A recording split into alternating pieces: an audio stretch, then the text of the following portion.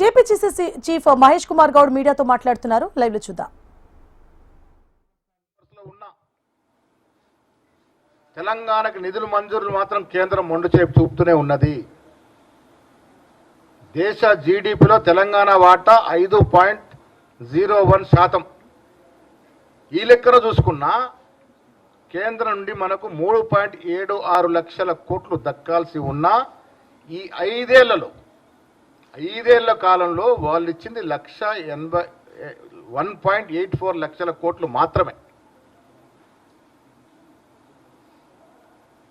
GST వసూల్లో Telangana 5 ఏళ్లలో 4.3 లక్షల కోట్లు కేంద్రానికి ఇస్తే కేంద్రం మనకు తిరిగి ఇచ్చింది 3.76 లక్షల కోట్లు మాత్రమే. దానిలో దాదాపు 30% కోత పెట్టారు. కేంద్రంలో ఉన్నటువంటి బీజేపీ ప్రభుత్వం సమైక్య స్ఫూర్తికి విరుద్ధంగా రాష్ట్రాల మధ్యన సమన్వయంతో కల్పించాల్సినటువంటి కేంద్ర ప్రభుత్వం ఉత్తరాది రాష్ట్రాలకి మాత్రం పెద్దపీట వేస్తూ దక్షిణాది రాష్ట్రాలకు అన్యాయం చేస్తూ ఉంది. ఈ భవిష్యత్తులో ఇది ప్రమాదకరమైన అంశంగా ఎదిగే అవకాశం ఉంది. మా తెలంగాణ ప్రజలు కడుతున్న ట్యాక్సు, చెమటొడిచి కష్టపడి కడుతున్న ట్యాక్సు కేవలం మీ గుజరాత్, ఉత్తరప్రదేశ్, బీహార్ రాష్ట్రాలకు దోషి పెట్టడానిక? ఏం ముఖం పెట్టుకొని జాతీయ అధ్యక్షుడు ఇక్కడ ప్రచారానికి వస్తూ ఉన్నాడు? వీటన్నిటికీ జవాబు చెప్పాల్సిన అవసరం ఉంది వారికి. భావోద్వేగాలతో విద్వేషాలను రెచ్చగొడుతూ కేంద్రంలో అధికారులకు బీజేపీ తెలంగాణలో అదే ప్రయత్నం చేయాలనుకుంటుంది. కానీ ఇక్కడ చెల్లదు కాక చెల్లదు. తెలంగాణ ప్రజలు విఘ్నులు.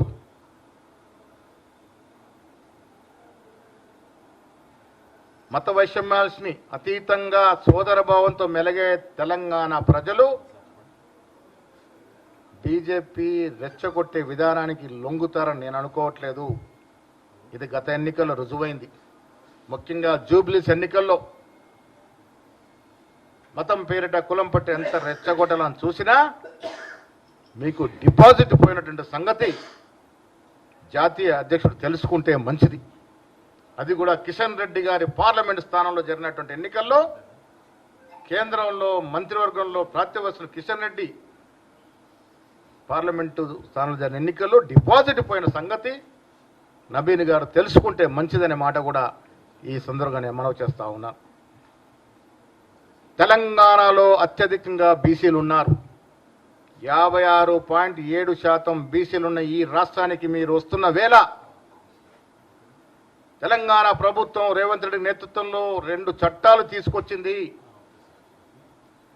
ఉద్యోగ అవకాశాల కోసం, విద్యా అవకాశాల కోసం 2 చట్టాలని గవర్నర్ ఎందుకు తొక్కిపెట్టిండో నబీన్ గారు జవాబు చెప్పాలి తెలంగాణ బీసీ ప్రజానికానికి. బడుగు బలైన వర్గాలకి బీజేపీ పుట్టుకతోనే వ్యతిరేకము. తనకు తాను బీసీ అని చెప్పుకునే మోడీ తెలంగాణ తీసుకొచ్చిన 2 బీసీ అనుకూల చట్టాలని, ఒక ఆర్డినెన్స్ని గవర్నర్ వద్ద ఎందుకు పెండింగ్లో పెట్టినారో అది మొదటగా బీసీ జనానికి జవాబు చెప్పి మీరు ఎన్నికల ప్రచారంలో పాల్గొంటే బాగుంటుందని కూడా ఈ సందర్భంగా నేను మనవి చేస్తా ఉన్నాను. కేంద్రంలో సామాన్యుడికి నిధుల కోత ఏ రకంగా పెడుతుందో ఒక్కసారి అర్థం చేసుకోవాలి. సెంటర్ స్పాన్సర్డ్ స్కీములు 20 ఉంటే